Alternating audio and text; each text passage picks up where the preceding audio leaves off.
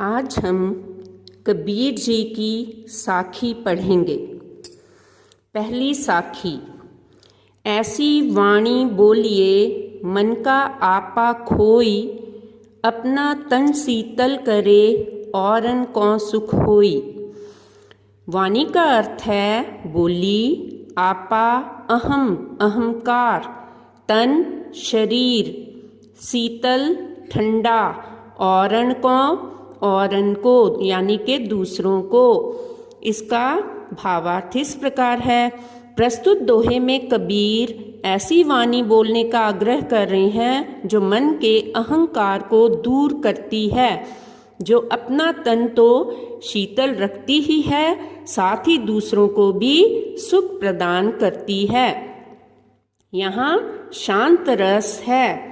यह साखियाँ दोहा छंद में रची गई हैं। इनकी भाषा सधुकड़ी है, जिसमें पंजाबी राजस्थानी मिश्रित खड़ी बोली का रूप देखने को मिलता है। आपा खोना, होश खो देना मुहावरे के प्रयोग से सरल भाषा में सौंदर्य उत्पन्न हो गया है। ये पंक्तियाँ किस कवि द्वारा रचित हैं? रविंद्रनाथ टैगोर, बिहारी, तुलसीदास, कबीर। तो इसका सही उत्तर है कबीर। कवि ने कैसी वाणी का प्रयोग करने को कहा है? शीतल, तीव्र, मधुर, कटु। तो इसका सही उत्तर है मधुर। कवि ने कैसी वाणी बोलने पर बल दिया है? अहंकार से रहित वाणी, मधुर वाणी, अहंकार रहित और शीतल वाणी, मन को भाने वाली वाणी। तो इसका सही उत्तर है अहंकार रहित और शीतल वाणी। मीठी वाणी के प्रयोग से क्या मिलता है?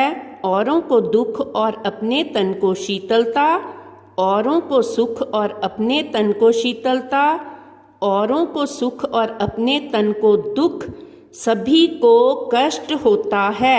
तो इसका सही उत्तर है औरों को सुख और अपने तन को शीतलता। मन का आपा खोने का क्या अर्थ है? प्रसन्न होना, अहंकार रहित होना, क्रोधित होना, दुखी होना। तो इसका सही उत्तर है अहंकार रहित होना। तन शीतल का क्या अभिप्राय है? ठंडा शरीर, मन का सुख, मन की शांति, शरीर का सुख। तो इसका सही उत्तर है मन की शांति। इन पंक्तियों में महत्ता दिखाई गई है।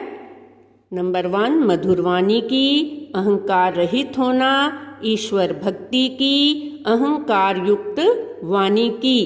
तो इसका सही उत्तर है मधुर वाणी की। यहाँ आपा का आशय है आप, अहंकार, नियंत्रण, सुध-बुध।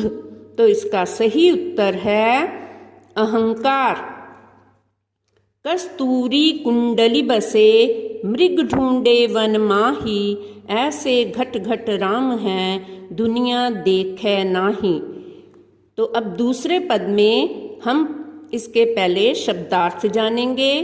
कुंडली नाभि, बसे निवास करता है, माही में के बीच, घट घट में, कण कण में।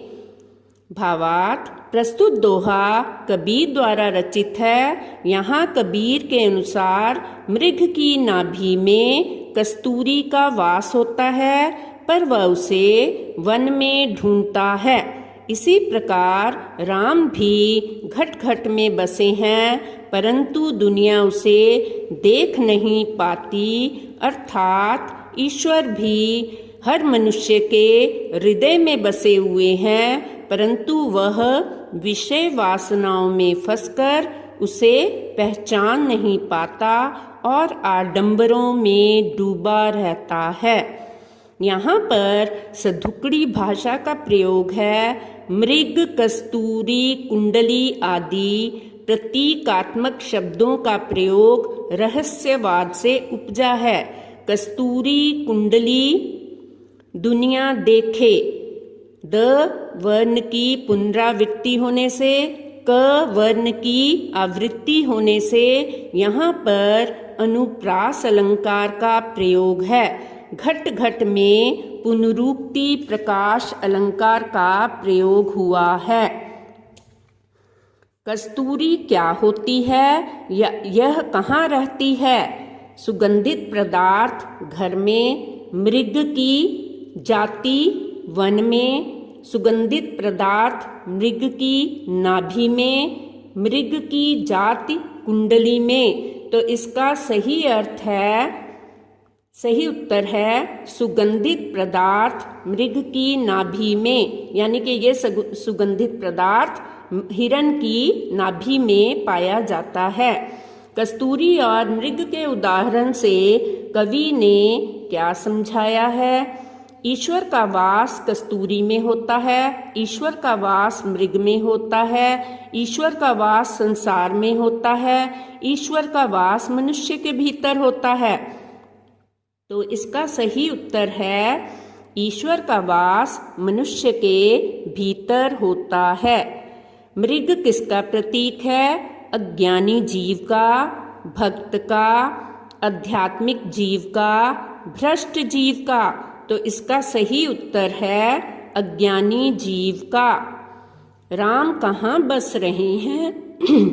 घट घट में, दुनिया में, कुंडली में, कस्तूरी में। तो इसका सही उत्तर है राम घट घट में बस रहे हैं। कस्तूरी को हिरण कहाँ ढूंढता फिरता है? नाभि में, जंगल में, स्वर्ग में, अपने शरीर में। तो इसका सही उत्तर है जंगल में।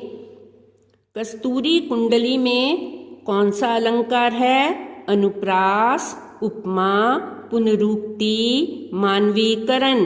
तो इसका सही उत्तर है अनुप्रास। दुनिया देखे नाही में दुनिया किसे नहीं देख पाती? कस्तूरी, मृग, कुंडली, राम। तो इसका सही उत्तर है राम। मृग कस्तूरी को वन में क्यों ढूंढता है? अज्ञानता के कारण। कस्तूरी कहीं छिप जाती है, कस्तूरी वन में खो जाती है, कस्तूरी को कहीं रखकर भूल जाता है। तो इसका सही उत्तर है अज्ञानता के कारण। मृग क्या ढूंढ रहा है? कुंडली, वन, कस्तूरी, भोजन। तो इसका सही उत्तर है कस्तूरी। अब हम तीसरा पद करेंगे। जब मैं था तब हरि नहीं, अब हरि है मैं नाही, सब अंधियारा मिट गया, दीपक देखा माही। यहाँ पर शब्दार्थ देखेंगे। मैं का अर्थ है अहंकार, हरि का अर्थ है ईश्वर, दीपक का दिया। प्रस्तुत दोहे में कबीर जी कहते हैं, जब मैं अर्थात अहंकार था तब हरि नहीं थे, अब हरि हैं तो मैं नहीं है। जब उन्हें ज्ञान रूपी दीपक की रोशनी मिली तो विषय विकार रूपी सारा अंधकार नष्ट हो गया और अब ईश्वर और मैं में अंतर समाप्त हो गया, दोनों एक हो गए। मैं रूपी अहंकार का नाश हो गया। यहाँ पर शांत रस है, दोहा छंद है, सधुकड़ी भाषा का प्रयोग है, प्रतीकात्मक शब्दों की बहुलता है। मैं अहंकार का प्रतीक है, हरि परम ब्रह्म का तथा दीपक ज्ञान रूपी प्रकाश का। यहाँ दीपक देखा द वर्ण की आवृत्ति होने से अनुप्रास अलंकार है। यहाँ मैं का आशय है अहंकार, अंधविश्वास, अभिमान, स्वार्थ। तो इसका सही अर्थ है, उत्तर है अहंकार। ईश्वर को दुनिया क्यों नहीं देख पाती? अंधविश्वास होने के कारण, अज्ञानता के कारण, दीपक ना जल पाने के कारण, बहुत दूर होने के कारण। तो इसका सही उत्तर है अज्ञानता के कारण। ईश्वर की प्राप्ति पर क्या हुआ अथवा हरि के आने से क्या हुआ? अज्ञान समाप्त हो गया, अहंकार समाप्त हो गया, ज्ञान की प्राप्ति हुई, हीन भावना समाप्त हुई। तो इसका सही उत्तर है अज्ञान समाप्त हो गया। ईश्वर की प्राप्ति कब हुई? मैं की उपस्थिति में, हीन भावना की उपस्थिति में, अहंकार रहित होने पर, अज्ञान रहित होने पर। तो इसका सही उत्तर है अहंकार रहित होने पर।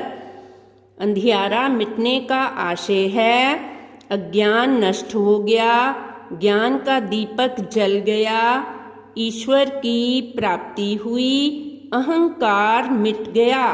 तो इसका सही उत्तर है ज्ञान का दीपक जल गया। अंधियारा कब मिट गया? ज्ञान का दीपक जलने पर, अहंकार मिटने पर, स्वार्थ रहित होने पर, ईश्वर की प्राप्ति पर। तो इसका सही उत्तर है ज्ञान का दीपक जलने पर। हरि के आने से क्या हुआ? दोनों मिल गए, सब मिल गया, अहंकार मिट गया, हरि के दर्शन मिले।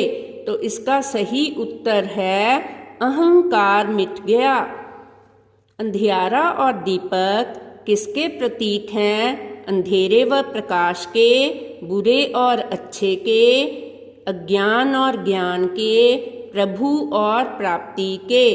तो इसका सही उत्तर है अज्ञान और ज्ञान के। अब हरि है मैं नाही में क्या अर्थ छिपा है? अज्ञानता रूपी अहंकार के कारण परमात्मा का प्रकाश नहीं है। परमात्मा रूपी ज्ञान के आने से अज्ञानता रूपी अहंकार अब नहीं है।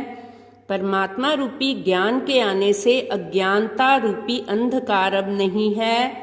अज्ञानता रूपी अंधकार के कारण परमात्मा का प्रकाश नहीं है। तो इसका सही उत्तर है परमात्मा रूपी ज्ञान के आने से अज्ञानता रूपी अंधकार अब नहीं है। दीपक देखा माही का आशय है आनंद भीतर देख लिया, परमात्मा को मन में देख लिया, सुख मन में ही मिल गया, सांसारिक भोग अपने हाथ में ही है।